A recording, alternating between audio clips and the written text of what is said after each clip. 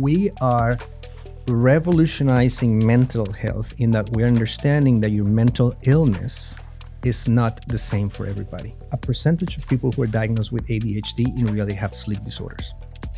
They're not sleeping well. Obviously, if you don't sleep well, you're not going to pay attention. It's your brain talking to us right now in real time. It's the electrical impulses of the brain. The objective is that we can either mitigate a symptom, eliminate a symptom, and enhance areas of performance. Anything that the person wants to change, it's within our grasp when we do the brain training. Don't let them use it as an excuse, because then it becomes an obstacle in their well-being.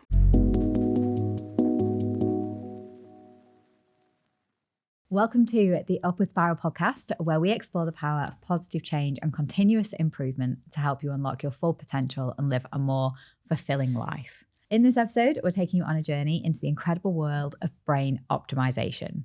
So get ready to discover the secrets of your own mind and learn how to unleash your brain's potential for peak performance, focus, and creativity. So this episode is for anyone who feels stuck or is simply curious about how to enhance their cognitive abilities.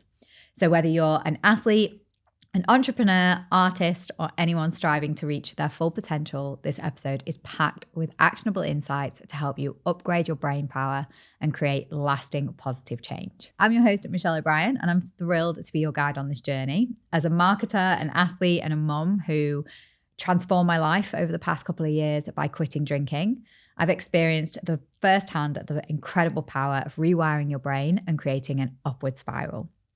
So today I am joined again by an incredible guest who's going to blow your mind, literally. He is a sport and clinical psychologist, a board-certified expert in brain mapping, biofeedback and neurofeedback, and an international instructor and trainer in the field of neuroscience. He's been featured on CNN, sharing his knowledge with the world, and today he's here to share it with us. I'm so excited personally about this episode.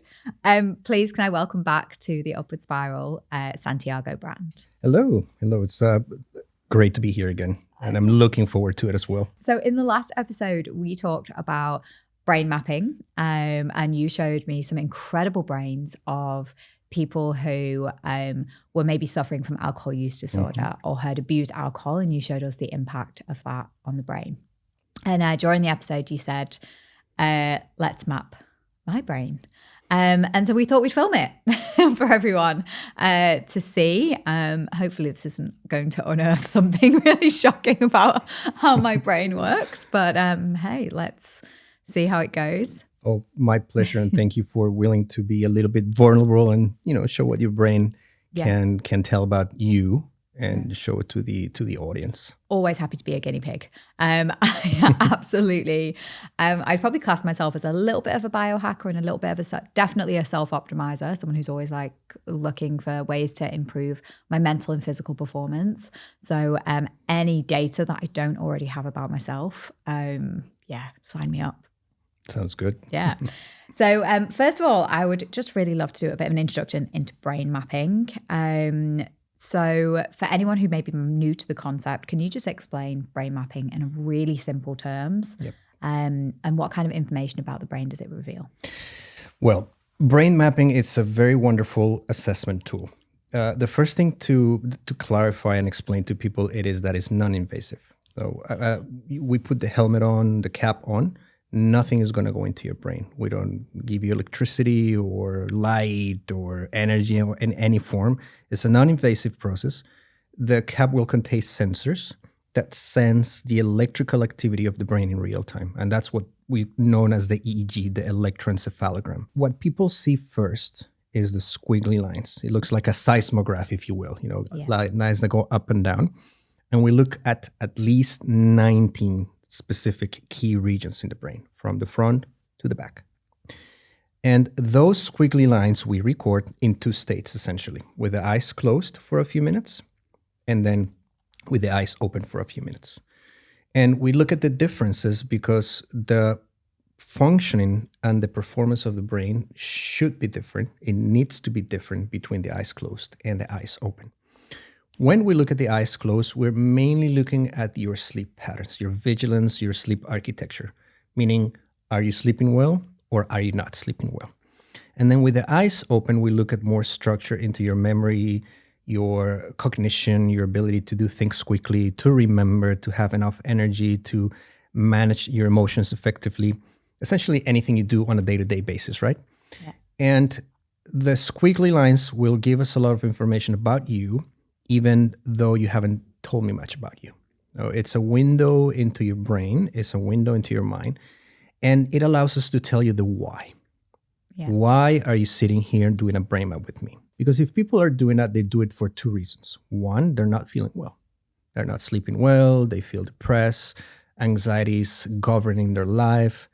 They feel angry, and every time they get angry, they get in trouble and they feel they cannot control it. They're flunking out of school. Whatever it is, they're not working well. They come and they want to know why. And we can help you understand why. And two, somebody wants to optimize their performance. You have a CEO, you have a biohacker, you have an athlete, you have a housewife, anybody who wants to perform better and that are not necessarily having a diagnosable condition that is impacting them beyond that can do peak performance. So you can either come to tweak your brain, stabilize your brain to feel better, to mitigate symptoms and eliminate symptoms, or you can just do better, sleep better, become a better salesman, become a better athlete, become the top performer in your company. Whatever it is you want to accomplish, we can train the brain for that objective. And that's why you do a brain map, because you want to find out why. How can I get better? Meaning, how can I sleep better? How can I combat and manage my depression? How can I eliminate and hopefully mitigate and eliminate the symptoms of depression? How can I hopefully eliminate the medication that I don't want to take? How can I stop drinking if I don't want to drink anymore? Yeah. And then how I can get the edge over my competitors at school, in the playing field, at work, or in life in general, right? And those two aspects we can look at, and the brain can give us the info. So the greatest added value for me when I do a brain map is that I don't ask the person to tell me much about themselves, just like I haven't asked you much. Yeah. I want the brain to do the talking. And that helps circumvent barriers that the person creates.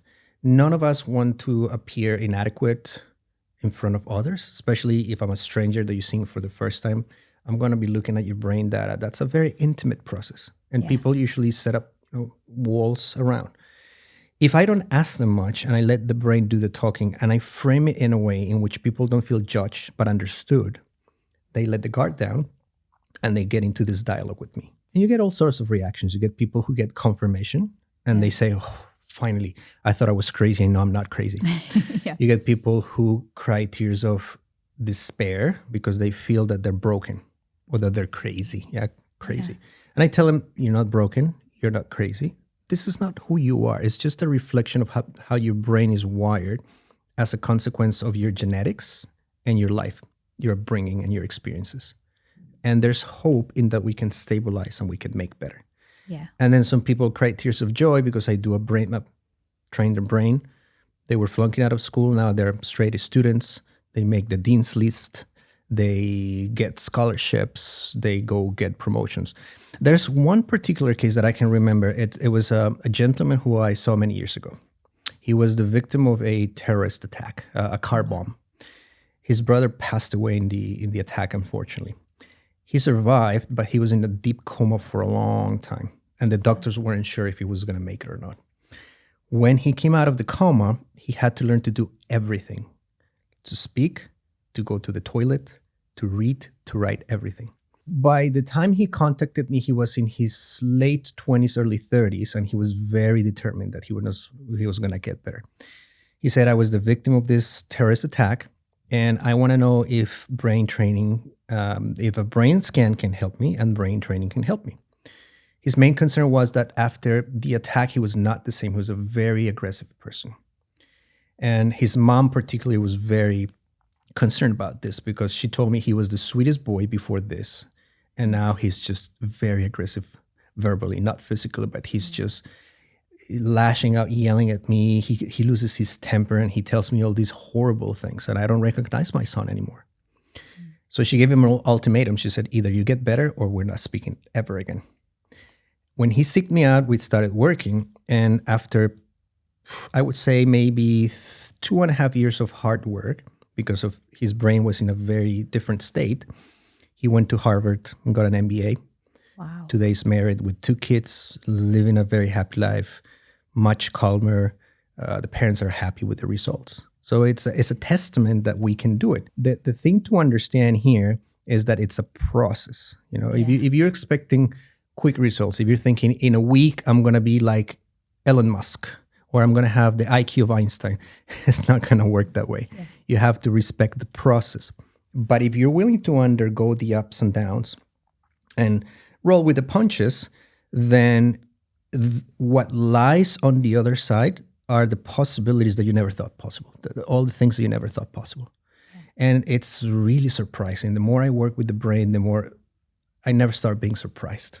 I'm always mesmerized by what you can accomplish with people. Yeah. Oh my gosh. Okay. There's a lot to unpack in there, and everything just. I know. Yeah. I'm excited, a little nervous to see what you find. Understandable. But also, yeah, like I'm not shy of hard work, especially when it kind of comes to self-improvement. Yep. Where you're talking though, almost there's some parallels to kind of manifestation in here as well. That idea of kind of manifestation and, the training the brain and working and making things happen. There feels like there could be some parallels in there. And I know we're talking clinical science and, something that feels kind of very woo in the way that it's positioned. Yeah. But that's interesting. You're absolutely right. Woo is a very good way of describing it. And it raises a skepticism in a fair percentage of the population. They think that's good to be true. Yeah. And I say, well, let's do your scan. Let's see what your brain has to say. Afterwards, you will tell me if this is, if this is a lie, if this is a scam, or if all's true. I always ask the person when I finish doing everything, on a scale from 0 to 10, 0 meaning I'm a liar and I should be reported, to 10, wow, this is mind-blowing and you're telling me about myself, what would you rate me? And people normally go 80 to 100%. Some things they don't feel are as accurate, which is fine, but 80 to 100% accuracy is quite high. So people do feel that I'm relaying what they've been feeling and thinking all the time. Some people tell me, well, you're not telling me anything I don't know. I said that may be the case, but now we're finding where in your brain it is, because that's another important point. When you do a brain map, you can scan, let's say I scan 5 people all diagnosed with depression. They'll have similar symptoms of depression or anxiety or PTSD, you name it. Yeah. And I scan them, their brainwave patterns are going to be unique to them. So we are revolutionizing mental health in that we're understanding that your mental illness is not the same for everybody. It's particular to you, and we should identify that, and we also should personalize your intervention, your diagnostics and your intervention. That's very important. I cannot treat people the same way. ADHD is a very clear example. Yeah. Everybody's diagnosed with ADHD these days. But through a brain map, I can see if it is ADHD per se or if it is a sleep problem. Because a percentage of people who are diagnosed with ADHD in reality have sleep disorders. Yeah. They're not sleeping well. Obviously, if you don't sleep well, you're not going to pay attention. We all have a bad night, and the next day we're groggy and grumpy, and we cannot tell right from left, all those things. It could be disconnect in your auditory processing. It affects your attention, but it's not the ADHD. It's diagnosed as ADHD because it's sad. As a society, we've grown accustomed to labels, and I'm not a big fan of labels. Yes. I'd rather tell people, this is your pattern, this is your tendency. Yeah. We can stabilize, we can optimize, we can make better. Yeah. If I label somebody, I'm really not helping them. And I always say this, it's like giving an actor a character and they're going to go method on it. Yeah. And they're going to own it. And I don't want people to own a label because it's just a label. It's a subset of neurological activity, a plethora of a combination of different things that we need to address. Yeah. And labels can become an excuse for people. Oh, yes. And that's kind of what gets gets me. It's like, well, Yeah, children are really crafty with this. In my early career, I would tell the parents, this and that, and they would go back home, and then they would come back to start a training, and they would tell me, I told little Johnny that he shouldn't be doing that. And little Johnny would say, well, remember Santiago said my brain is not working well. remember Santiago said I have ADHD. So that's why. That's why I don't get away with it. Oh my God, they're so smart and crafty. It was so funny. Then I stopped using the labels. Yeah. And I would warn the child, the teenager, look, you cannot use this as an excuse. Yeah. I know you're going to. And they would smile because in their mind, they're already thinking it. They're going, oh, I got the perfect escape now. Yeah. The jail-free card. And I'm going, nope, that's not going to work. Yeah. And I would tell the parents, don't let them use it as an excuse, because then it becomes an obstacle in their well-being. Absolutely. I've got questions, but I'm going to wait. Okay. and I don't want to reveal anything about myself before we do this either. Sounds good. Yeah. So yeah, let's get going. All right. Sounds great. Right now, you can see your brainwave activity there, right? And all the squiggly lines is what the person looks at first. It's your brain talking to us right now in real time. It's the electrical impulses of the brain.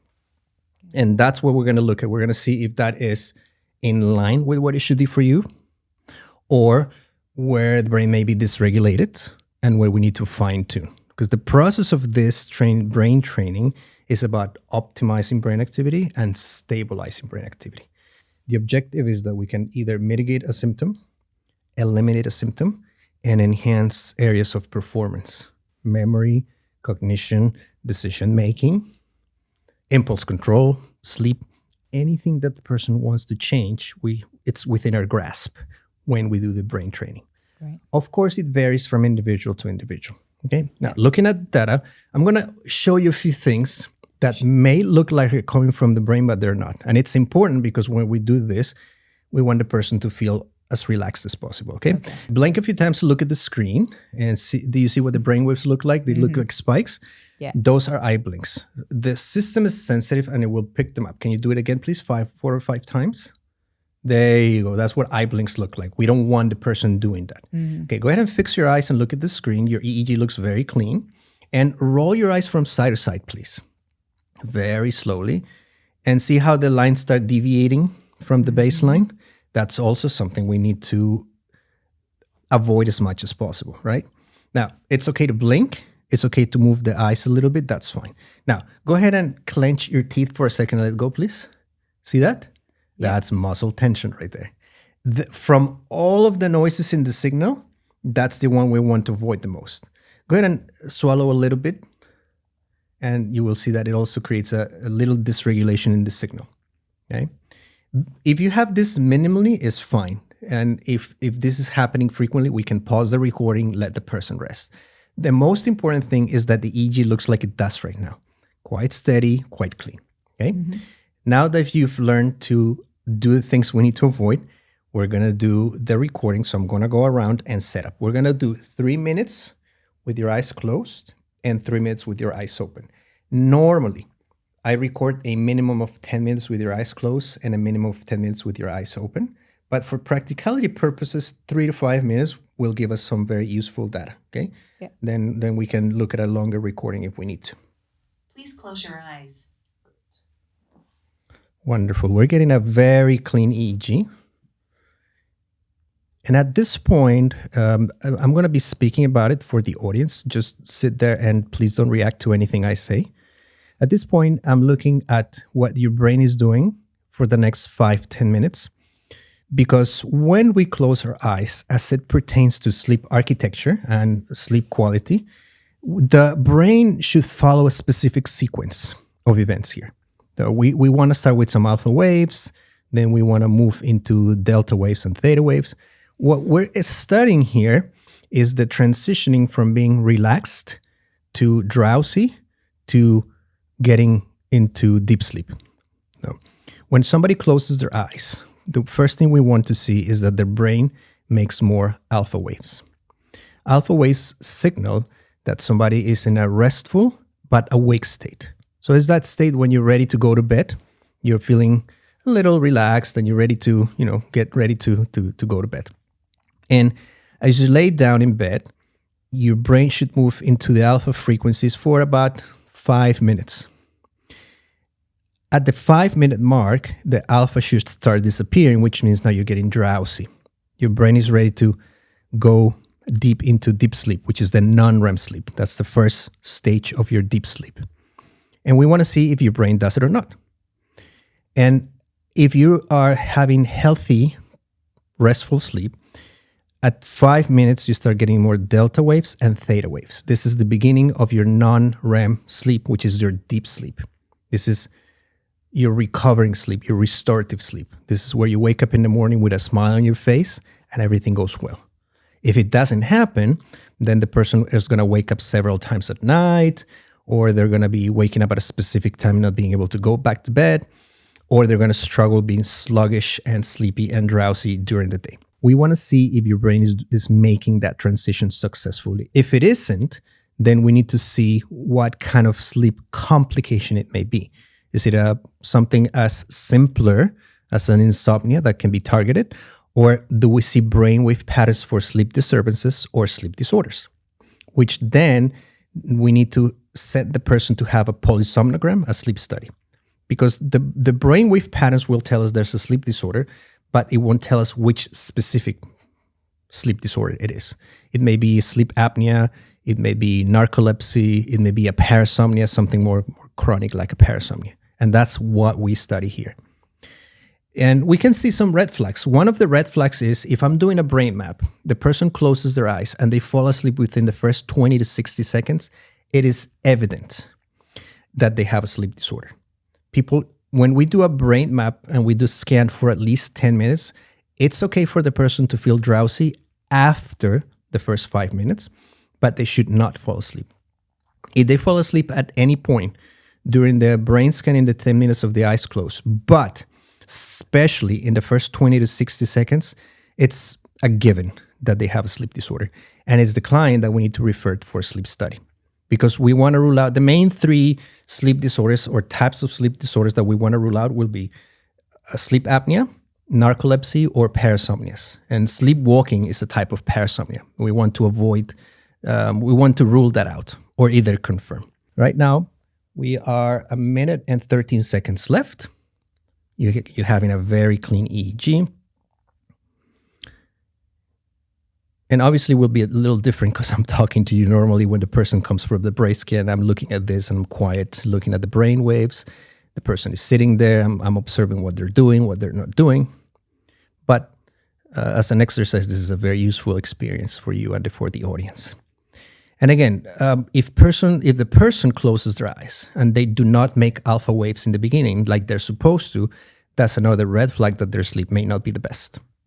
They may have a more of a rigid vigilance style.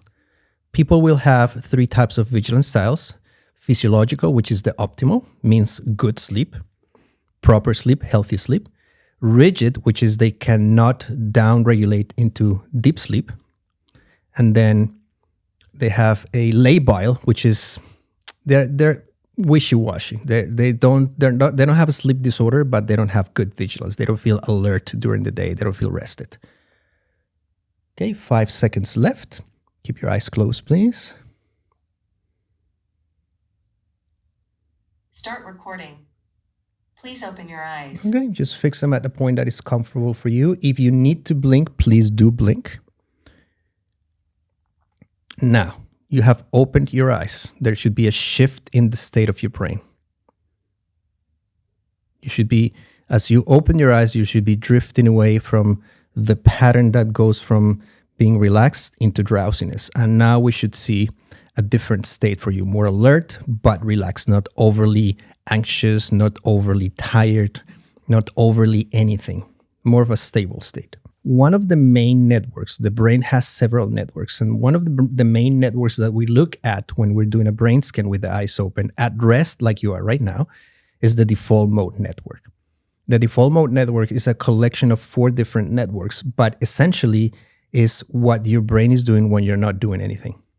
So you're sitting there, you're probably thinking things, thoughts are coming and going, you're listening to my words. That's your default mode network. And the default mode network is more rest, but it's also signaling and letting us know whether the brain is ready to respond to something. If we see patterns that deviate from the ideal functioning, then the brain is signaling us and telling us that there's something going on there with attention, with focus, with memory. So when you're resting, let's say you're sitting here and you're not doing much, and then you hear noise outside, you're going to orient to that noise. Your brain pulls away from the default mode network and goes into the salience network. Is that noise a real threat or not? If it is that somebody dropped something, then you go back to the default mode network and then you keep doing what you're doing. But if it warrants attention, then your brain will pay attention to that. When the brain is not working well, even if there's a noise or somebody's talking to you, sometimes your brain will get stuck in the default mode network and it will not pull out of there, move into the salience network and respond to that stimulation, or that stimuli rather. A good example of that is when you're talking to somebody and they're looking at you, but they're not paying attention to you. And you tell them, "Are you paying attention to me?" And they go, "I'm sorry, I wasn't." Or they tell you, "Can you please say that again because I wasn't paying attention?" That's them not pulling out of that default mode network and into the salience network and other networks that require acting upon that specific stimulation. Another one is, for example, people are reading a book. This is very common. People are reading a book and they tell me, "I'm reading the book, 5 pages into the book, I don't know what I read the previous 4 pages." Or I have to read a paragraph several times and I don't understand what I'm reading. Or I get so distracted so quickly that I don't know what I'm doing. I stop reading, pick up the book the next day to realize that I had read that before. I don't remember when I stopped reading. I go to the supermarket, and unless I make a list of groceries, I forget things. I walk into a room to tell something to my spouse, only to forget what is it that I was going to tell them. I am looking for my phone and I'm panicking because I cannot find my phone, only to realize that I was speaking on the phone. I'm looking for my glasses and I'm panicking because I cannot find my glasses, only to realize that I'm wearing my glasses. All of those are good day-to-day examples of what happens when your brain cannot effectively pull out of that default mode network and there's not the ideal combination of brainwaves for you to respond specially. That's at the point when people come seeking a brain scan. That's on the side of, I need to work on something that is dysregulated. If it is somebody who's looking for peak performance, we can look at that brain and say, these are the areas of your brain that are working well. Let's further fine-tune it. Or maybe we need to tweak here and there to make your memory more efficient. Memory is very important for peak performance. Decision-making is crucial for peak performance. And sometimes that's where people fall short in their skill set. They need to just tweak that specific skill a little bit, and that's what gets them on that edge and makes them stand out from the competition. Sometimes people don't want to do peak performance because they necessarily want to compete with others. They do it because they just want to be better themselves. I'm not necessarily interested in beating other people at work in performance. I just want to be better myself. I just want to be happier. All right, we're 5 seconds, almost finished. Measurement has ended. Please take off your helmet. All right, you have survived the brain scan. Congratulations. Gosh, I was trying so hard not to blink. And you did wonderful. We had a very clean EEG. I'll show you in a second. You did very well. The lights, with all the lights in here and everything. I'm like, don't blink, don't blink, don't blink.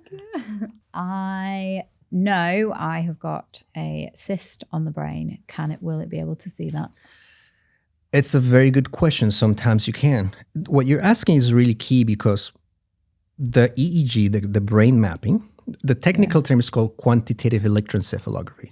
But to make it less scary for people, we call it a brain map or a brain scan. We call it a brain scan or brain map, but what we're doing is taking those squiggly lines and then we convert that into maps that the person can understand.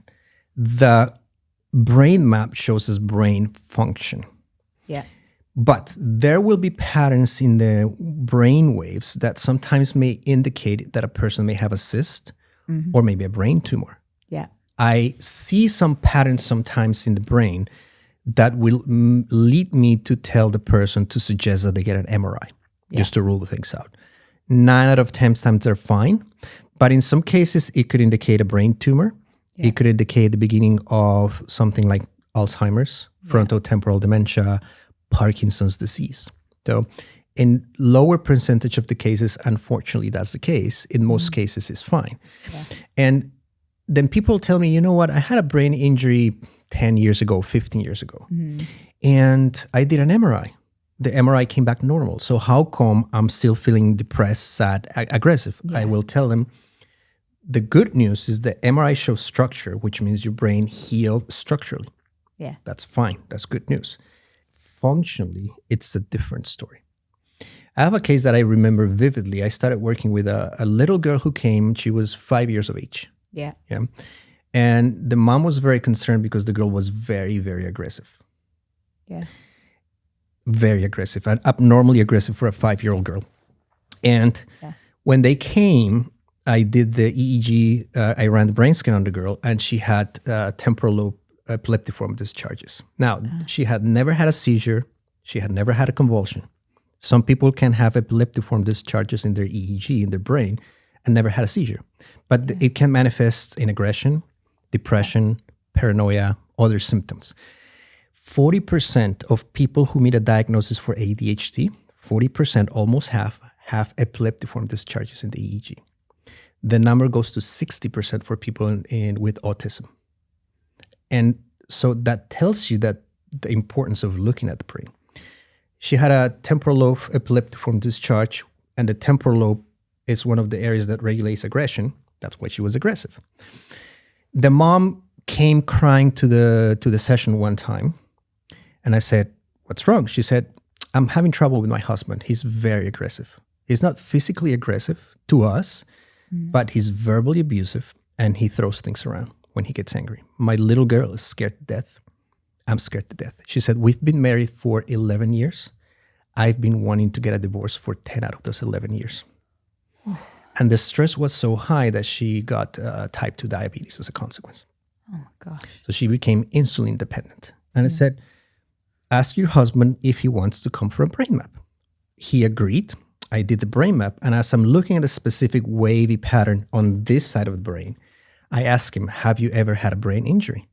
He said, "Yeah, when I was 4 years of age." At the time I saw him, he was 36, I think. When I was 4 years of age, I fell off a stool and I fractured my skull. I said, well, there it is. And it was impacting an area of the brain that is deep in here called the insula. When that area is dysregulated, people can be aggressive. They don't mean it, but they can be aggressive and they cannot control it. So I pointed that to him and he said, "I had an MRI last week. It came back normal." I said, "Structurally, your brain healed. Beautiful. Functional is a different thing." Yeah. And we do the brain training and the aggression subsides. But the point here is he could go to 10 professionals and they can tell him 10 different things. Some of them will say, "You just need anger management. You just need to, trim down your stress." And what scares me is that a cardiologist is not going to prescribe anything without looking at your heart. Yeah. Right? If you go to the hospital with abdominal pain, they're not going to cut you open without looking at you first. So why is it that in psychiatry and psychology, we're treating the brain without looking at it? This should be a tool that should be a part of every single mental health practitioner's office. Whether they follow up on it with brain training or not, it makes a difference. Yeah. I've had people diagnosed with schizophrenia who in reality had epileptiform discharges coming from these areas. You take away the antipsychotic per the doctor's recommendation, you put them on anticonvulsant, and guess what? The hallucinations go away. Yeah. We're really misusing this and we're misdiagnosing people left and right. And we are providing them with medication that doesn't work for them. Yeah. Because we're lazy and we don't bother looking at the brain. Yeah, shocking. It's very heartbreaking. Yeah. Let's look at your heart rate variability. Yeah. Heart rate variability is very important because the heart and the brain communicate with each other. And interestingly, you would think the brain has more influence on the heart, but it's the other way around. The heart has more influence on the brain.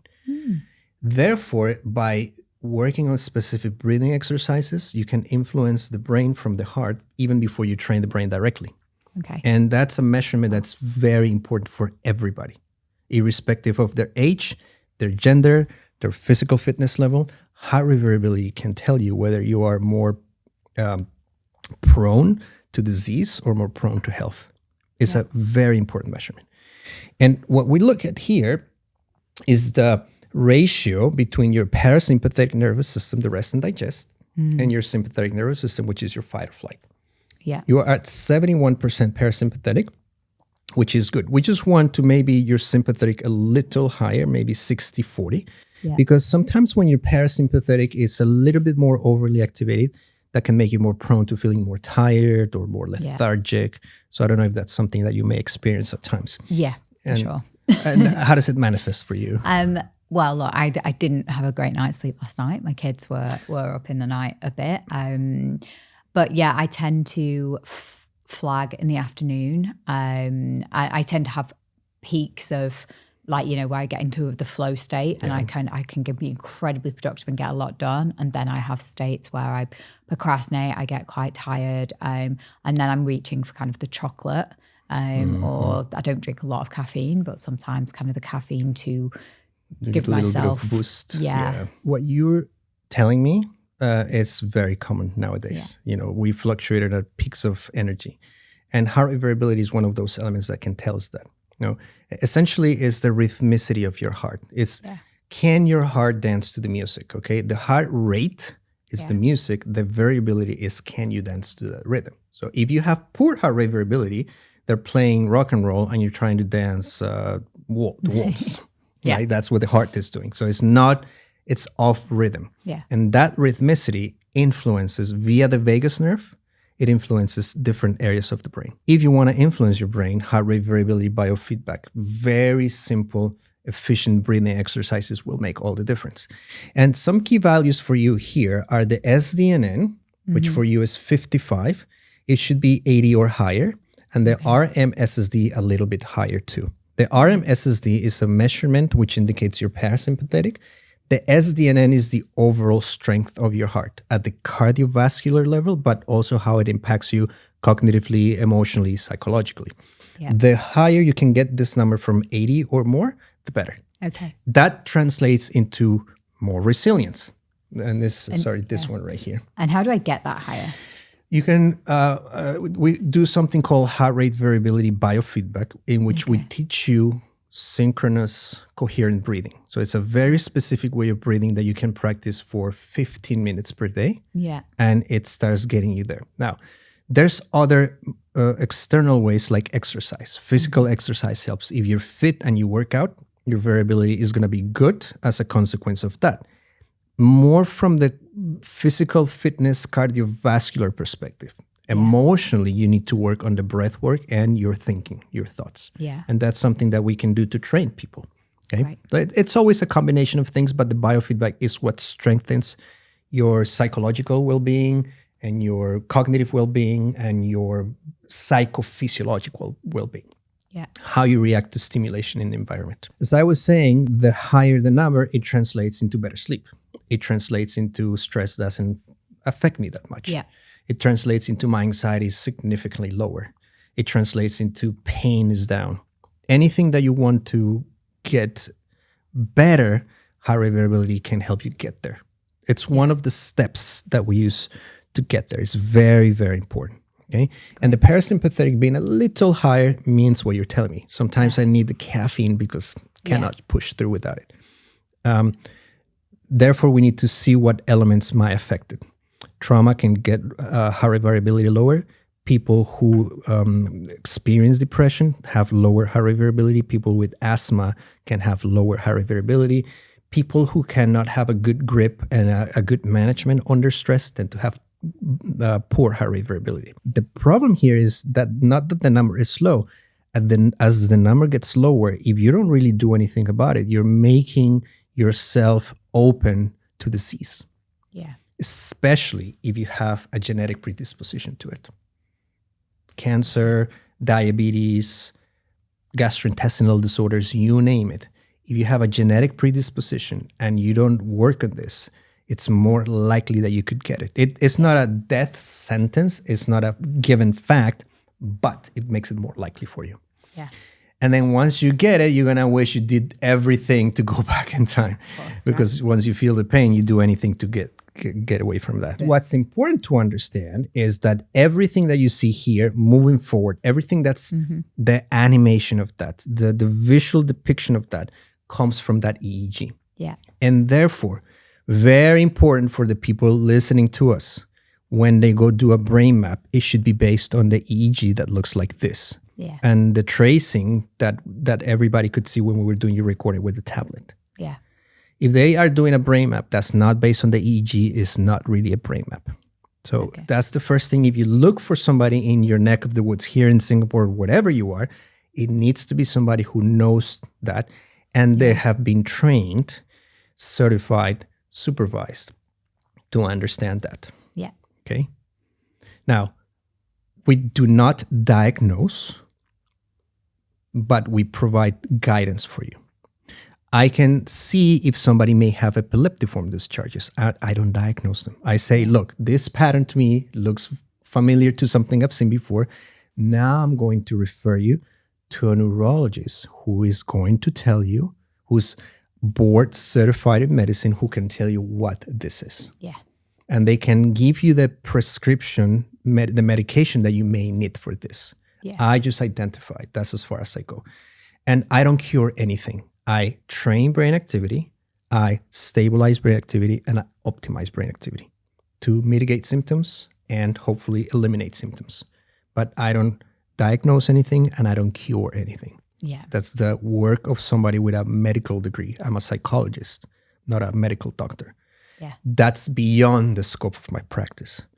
Therefore, another important point is if you go for a brain map, make sure that the person working with you is working within their scope of their practice. And they're not diagnosing you with things that they're not licensed to diagnose. Yeah. Because unfortunately, there's the good apples and then there's the bad apples, right? In every profession. This is the nose here for reference. So that's the frontal lobes. This is the right ear and this is the left ear. Okay. Yeah. You have a very interesting fast pattern in this region in the midline. And that tells me two things. One is a peak performance marker. So we're speaking peak performance. Yeah. And you have peak performance neuromarkers. Neuromarkers, biomarkers, are brainwave signatures that point to a specific pattern.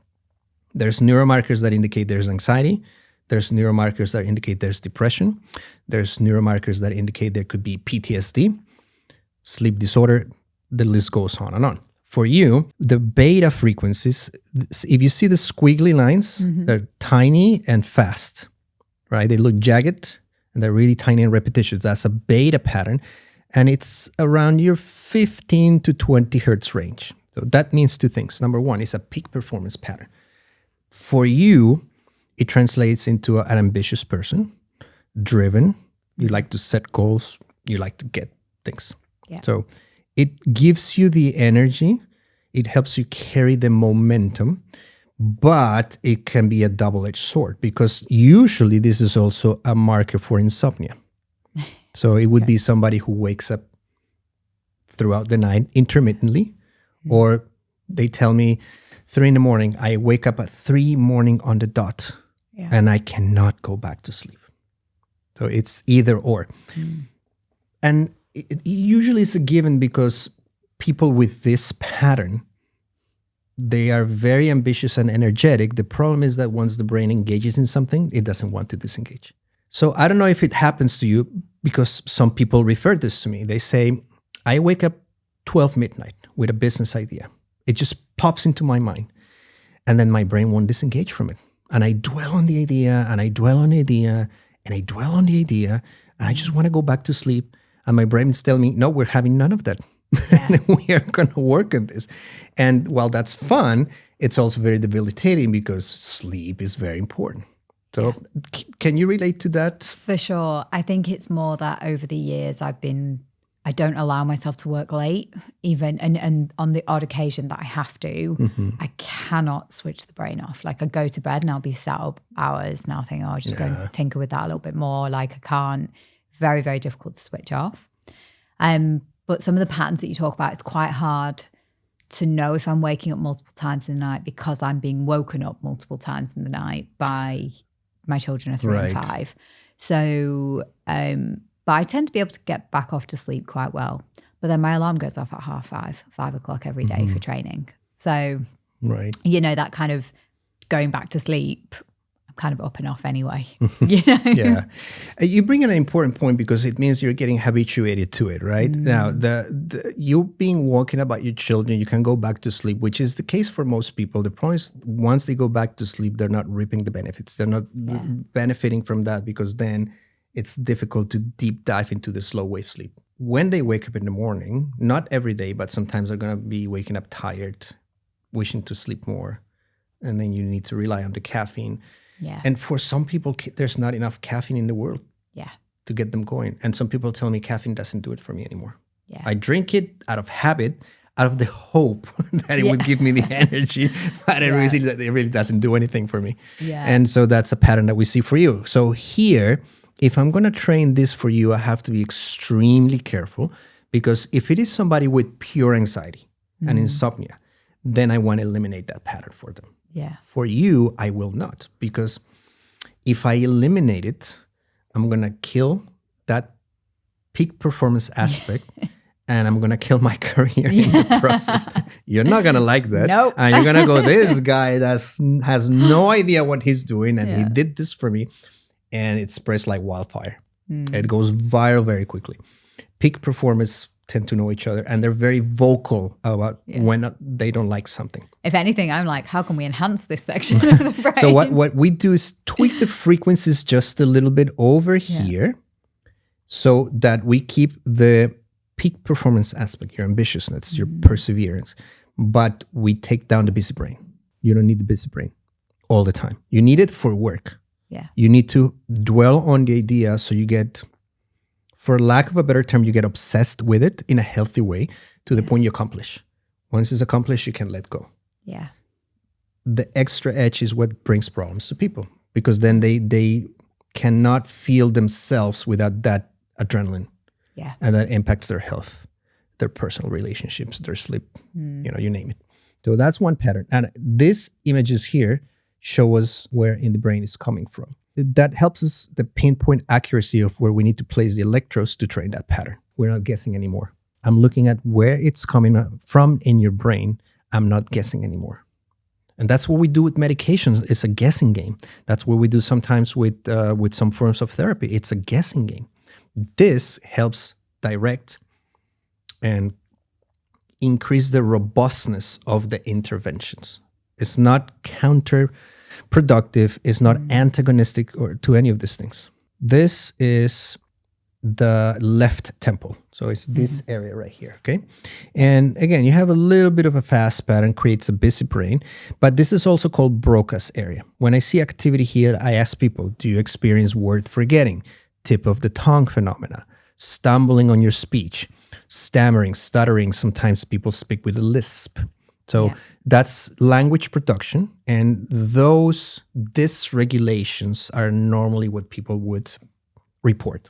Yeah. So, anything there? Yeah, you don't definitely. Yeah, all the time. Yeah. Okay, so that we can train to work on that. And you don't have to be specific. Just tell me yes or no, and I don't because if let me know if I need to mind my own business. No. Yeah, that type of thing. Yeah, of course. Okay. That's always struggling for words. And I think people listening, if people have listened to regular podcasts, they'll know that sometimes I'm like, what's the word for that? Or, right. So yes, absolutely. Either you think of the word a few seconds later, or if there's someone there, they'll complete it for you. You go that, what's that called? And they say the mouse. And you go, the mouse. Yeah. Or then you remember, it's the mouse. Yeah. The glass of water, whatever that is. Okay. Now this goes in line with sometimes for people, it's also, we call executive functions. So that's part of peak performance. It's how you organize your time, how you organize your ideas, how you organize your day. So sometimes when people have this regulation here, what you end up seeing is procrastination, poor time management. They're very unpunctual, or they're late.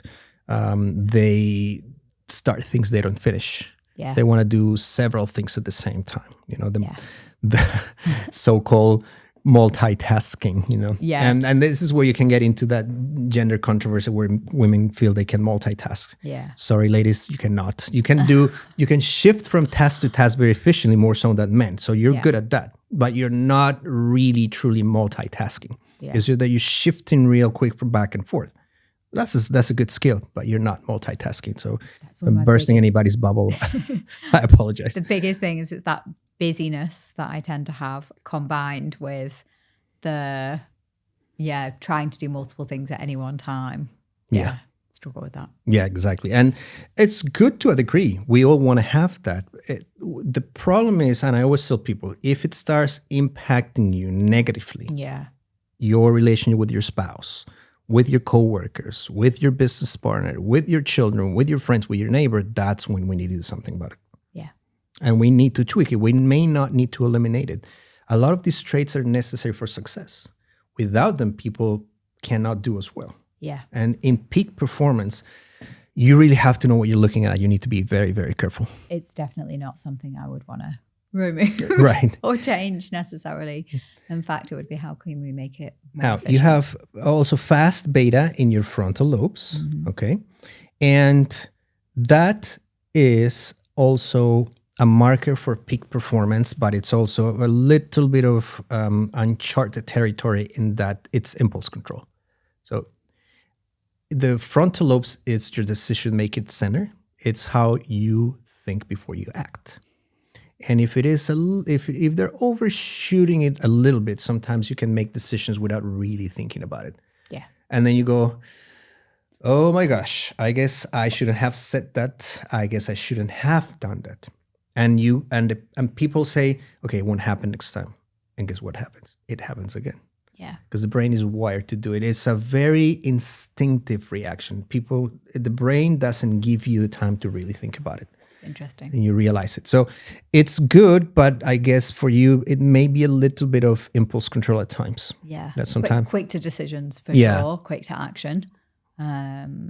Definitely something I'm aware of, but it's also something that, like the other things, in some ways can be a bit of a superpower. Yes. Because I'm not sitting there deliberating on what toaster we should buy or whatever it is, It's yes. like I will just go buy and make the decision. Thank you for saying that. And thank you for saying superpower, because that's how I frame it for people. Yeah.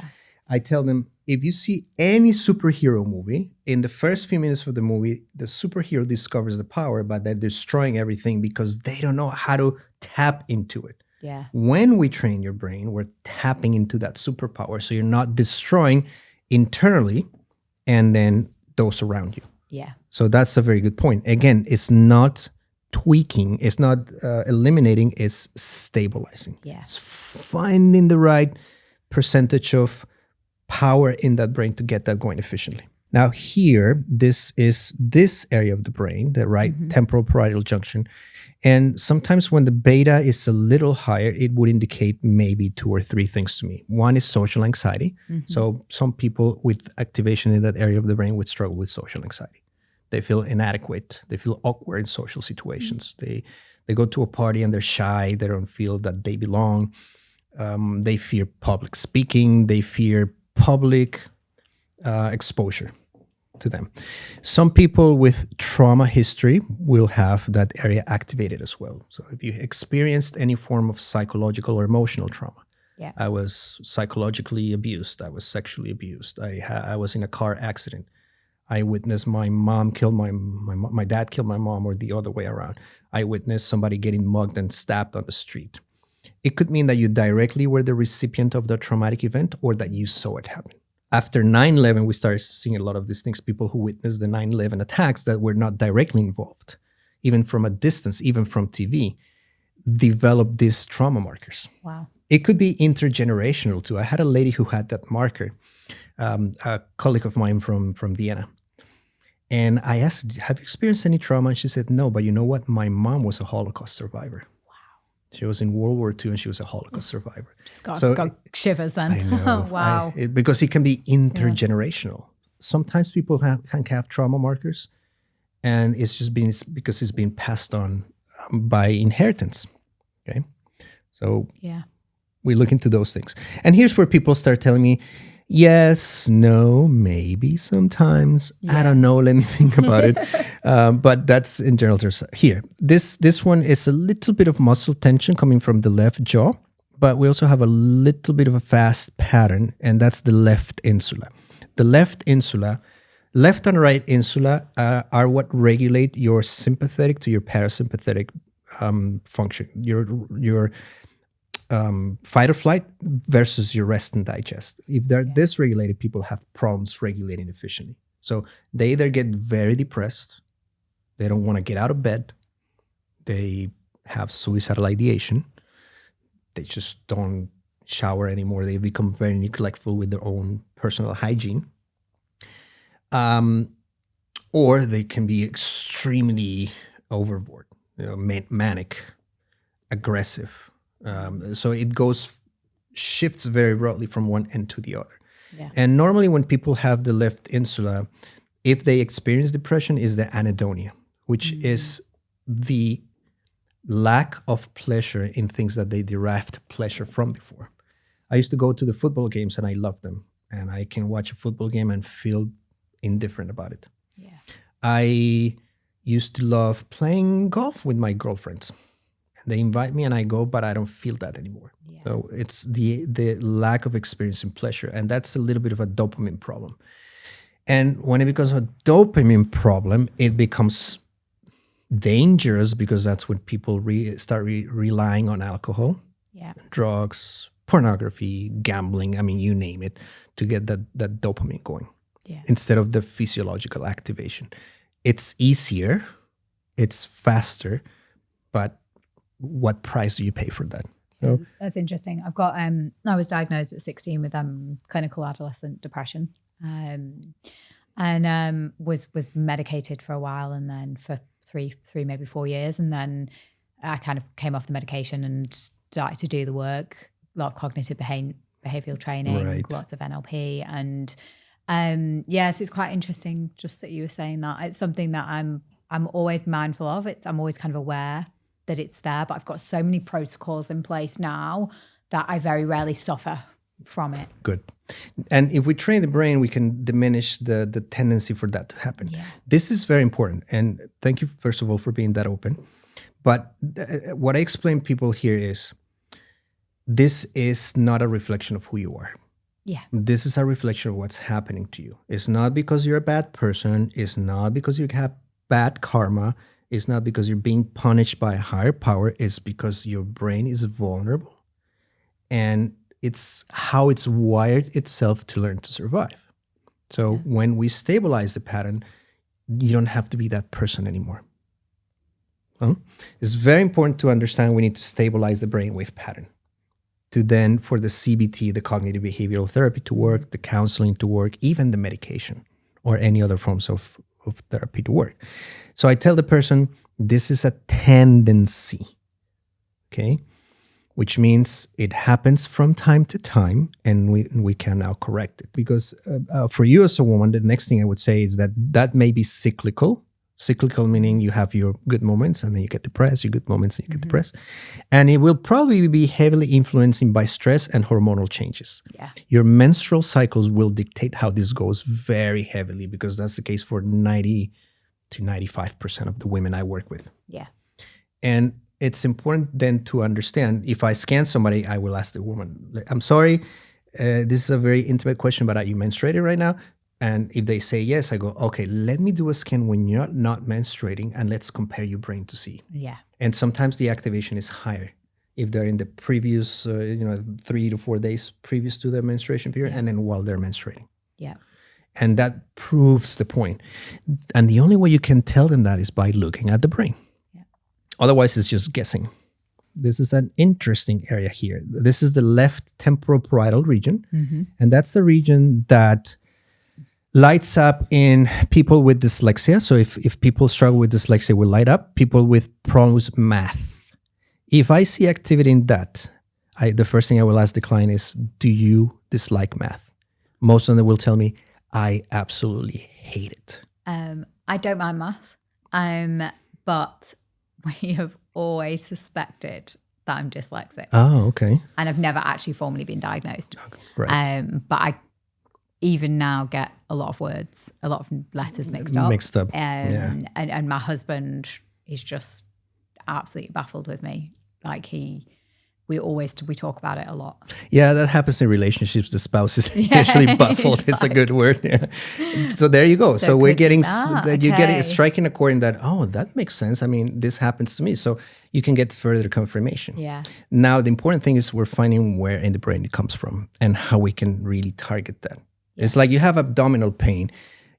Is it internal bleeding? Is it just parasites? Is it that you ate something that didn't sit right? Yeah. You have to rule it out. You cannot just cut somebody open. So the same thing goes with prescribed medication or prescribing therapy. Let's find out where in the brain, because where in the brain can help us with medication prediction, number one, and it can help us guide the best possible therapy based on that brainwave pattern. Yeah. Okay. Now, math, dyslexia, poor grammar, poor handwriting. So normally what we do with children or adults is we get a writing sample. Yeah. By hand. We train the brain and you can see how it shifts over time. Yeah. People's calligraphy does get better. Wow. With children, we have some examples of children doing drawings. They start drawing stick figures and then the drawings get more specific over time. It's very interesting to see. So that's maybe short-term memory for some people. Where's my phone? Where are my car keys? What was that person's name again? Things like that. But we have something there. Yeah. Very nice. And just to clarify to the people, you never told me any of these things, right? So we're seeing it for the very first time, and your brain is doing the talking. Good. This is the peak alpha frequency. The peak alpha frequency is a good indicator of brain processing speed and somebody's intelligence as a general construct. Okay? There's different types of intelligences or intelligence. And we have to segregate them depending on things. But as a general construct, the peak alpha frequency is how fast your brain is processing. So it gives you an idea of how healthy and how robust your central nervous system is. For people who are 10 years old or older, we want that to be over 10. Yours seems to be about 10 point something 11, which is very good, which means that you're a very smart lady. What's the down trait? The amplitude, it's giving us a little bit of an anxiety presentation. So you have that same fast pattern.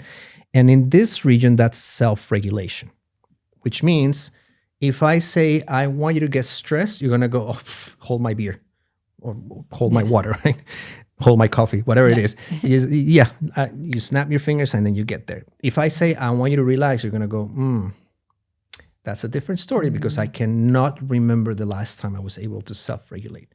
Yeah. So for you, I don't think it's that extreme. It's not that overt, but there's a tendency for you to sometimes not find the ability to self-regulate efficiently. So the anxiety and the stress can go up a little. Definitely. Yeah. And it's easier than relaxing. Yeah. That is also perceptual and sensory processing. And when it's that high, people can have a tendency or a proclivity to be more sensitive to noise, light, or touch.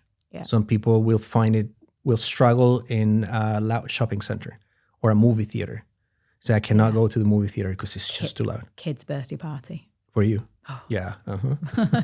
There you go. Yeah. The noise, the children, the colours, the music, the entertainment. It's a little bit of everything. The sugar. That's like, oh, wow, yeah.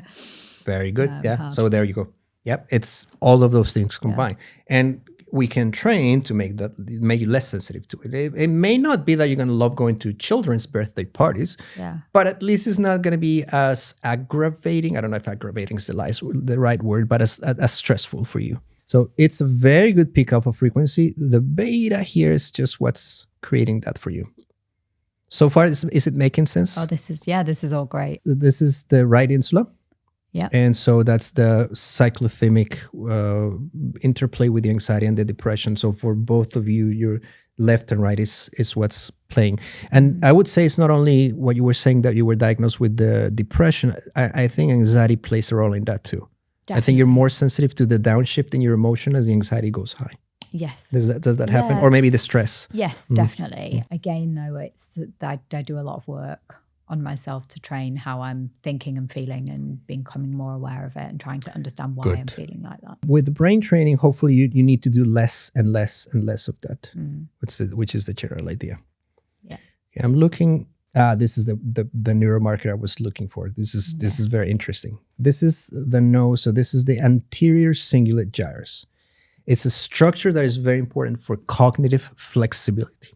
You have the two sides to the two faces, the two sides to that coin, which is it's good for you because it makes you stubborn to the point you're going to persevere. It works for you in business, right? Yep. You need it. You don't want to do without it. But, and you know where this is going, right? It can interfere with marriage and interpersonal relationships. So your husband or friends, business partners may have told you, you can be stubborn at times. Yeah. Why are you so stubborn, right? Yeah. So again, it's good and not so good. For you as a peak performer, I want to keep some of that. Yeah. The part that I would keep is I'm going to persevere and I'm going to see this through regardless and irrespective of what everyone else thinks. Yeah. I'm going to shut down the naysayers and I'm going to keep going. Yeah. Not necessarily because you want to prove people wrong, but you want to prove yourself that you have it in you. And that's a beautiful thing to have. I think that where I come from as well, the city that I grew up in, it's just there's a lot of grit and there's a lot of determination there and fight, and culture will definitely influence it. Yeah. And I want to keep that. So I'm proud of that, really proud of that. I'm proud of my roots and where I've come from. And, it's been a journey and, I'd want to keep a lot of that. But yes, my husband and the stubbornness, I would definitely be like. Right. So in your personal life, a little bit of more cognitive flexibility, right? Yes, so cognitive for sure. flexibility means stubbornness, but cognitive inflexibility is also a thought that enters your head, an intrusive thought, and you cannot shut it down. Oh, yeah. And it creates stress, anxiety, fear. Yeah. The key component is catastrophizing. Oh, yeah. Does that happen? I've done rounds of cognitive behavioral therapy for catastrophizing. Yeah. Like ending up in the worst case scenario, just spiraling, and it but then causing a lot of big emotional reactions to it because, all of a sudden, like my thought pattern has gone so bad that all my family are dead and I'm completely alone and I don't have any money and I'm on the streets. And it's like all of a sudden you're kind of in the worst case scenario, but I'm crying, and I'm feeling really emotional about it. And it was causing me a lot of anxiety. So I did some cognitive can be quite behavioral debilitating, therapy for it. Right? Yeah. And the example that you gave is the perfect one because that's what people imagine. Yeah. I didn't pay my electricity bill. And it really goes all the way down to I'm going to end up homeless under a bridge. It's very frustrating for people because for themselves they cannot shut it down, as you have experienced, right? I have experienced that myself. And also because other people think that it's so easy, right? But just don't think about it. Just do this, do that. If it were that easy, right? So again, the point here is for you, it works. Some stubbornness is going to be beneficial for you, and I wouldn't want to eliminate it. I just would want to tone down the part that interferes with your, in your marriage and your friendships and your kids. Because what happens there is because of somebody's upbringing, the brain creates an image of what the world should be like. Yeah. So it's the world according to Michelle, and then there's the real world. Yeah. The world according to Santiago, and then there's the real world. And when your version of the world or mind doesn't match with the real world, that's when the problem begins. And is it possible to be able to be that selective about it, to dial it up, keep it here, but not here? It is. It is absolutely possible. Yeah. You can learn to train your brain through the brain training with neurofeedback, through the cognitive behavioral therapy, hopefully a combination of the two, to just be selective and, the things that are not important don't face you anymore. You go unfaced, Really, they don't bother you anymore. I've had women tell me, a lady that I was seeing here a couple of years ago, she said, one day she came with a smile on her face because she had activity in that area of the brain. And she said, you know what? We're traveling for the holidays. This was close to the holidays. for Christmas time. We're traveling to, I don't remember where it was. We're going on vacation in 2 weeks. At this time last year, I would have been freaking out. I would have been packing everything, and I would be harassing my husband and kids into getting mad at me. And you know what? I don't care. Yeah. She said, I'm so relaxed. We pack when we pack. And if we forget something, we'll buy it. She was really pleasantly surprised. So it's a testament and a testimony that it can be done. Yeah. It takes time, of course, it's a process, but yes, you can do that. Amazing. And that's the beautiful gift that we can give people with this type of work. I want to take a look specifically at your connectivity, and particularly the last we saw here on your anterior central midline. I just want to say, very different from the brains that you showed me with the drinking. Very different, right? Yeah. And for anyone who hasn't seen that episode, the brains were very red, almost all over. All over the place. Yeah. Just to show how much alcohol will impact your brain. Yeah. And these are the connectivity maps. So everything that's red, if you see, this is the area we were looking at. Yeah. Connecting to the key areas for decision making and cognitive flexibility. It's hyper connected. See that right there? Yeah. So this is what keeps you successful in that. Again, I'm going to see to it that I accomplish this goal. And I don't care what anyone says. And I don't care about the consequences, right? But when it starts interfering with our interpersonal relationships, we need to tone it down.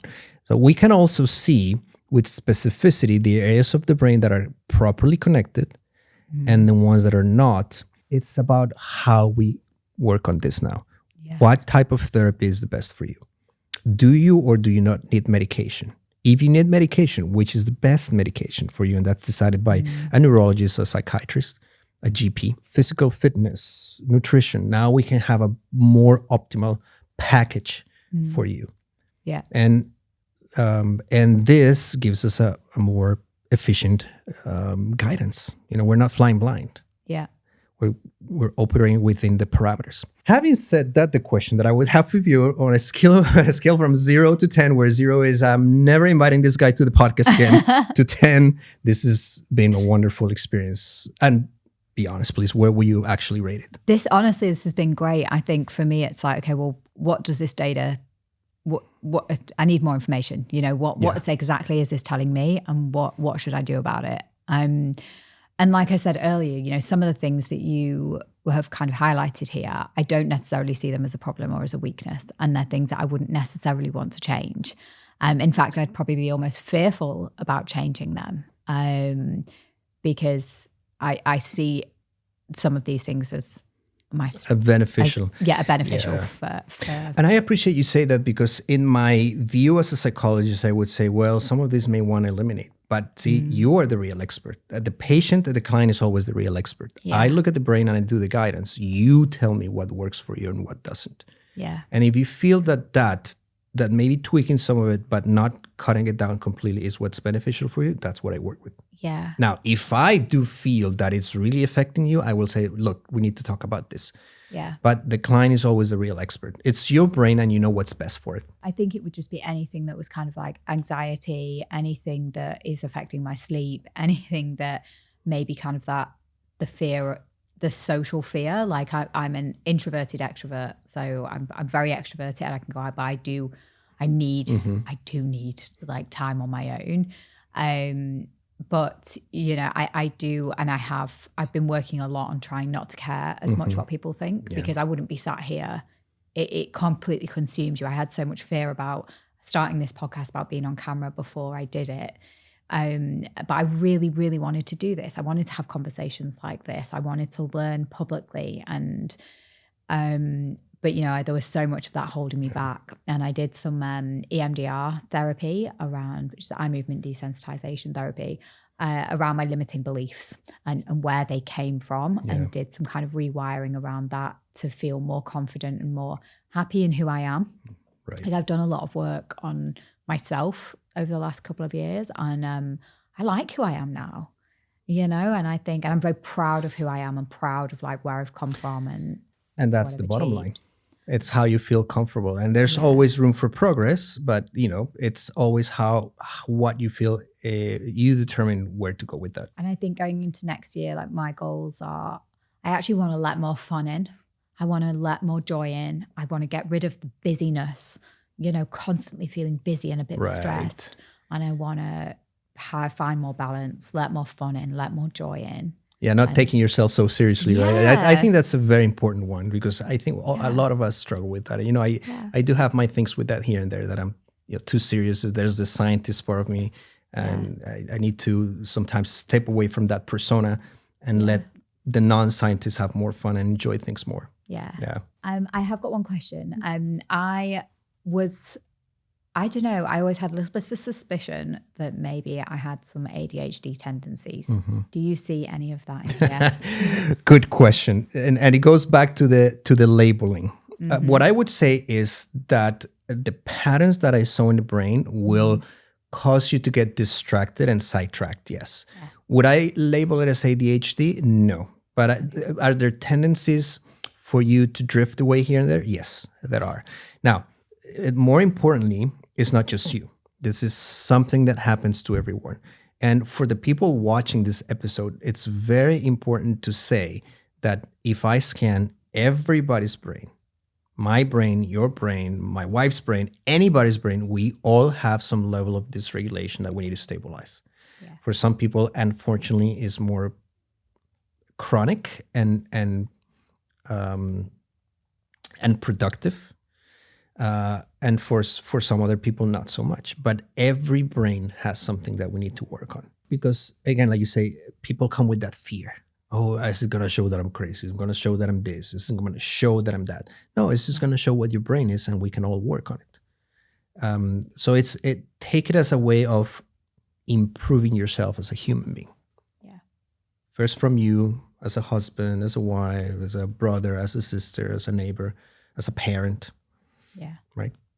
That's the whole point. So yeah, there are some tendencies, but nothing that's out of the ordinary. The patterns that I saw in your brain just now that we spoke about, I've seen in plenty of people. Yeah. It's a common thing. We are human beings. We're fragile. So is our brain. And sometimes we grow up in unfortunate circumstances that we don't ask for. Our brain wires to survive, and now how we teach the brain to live.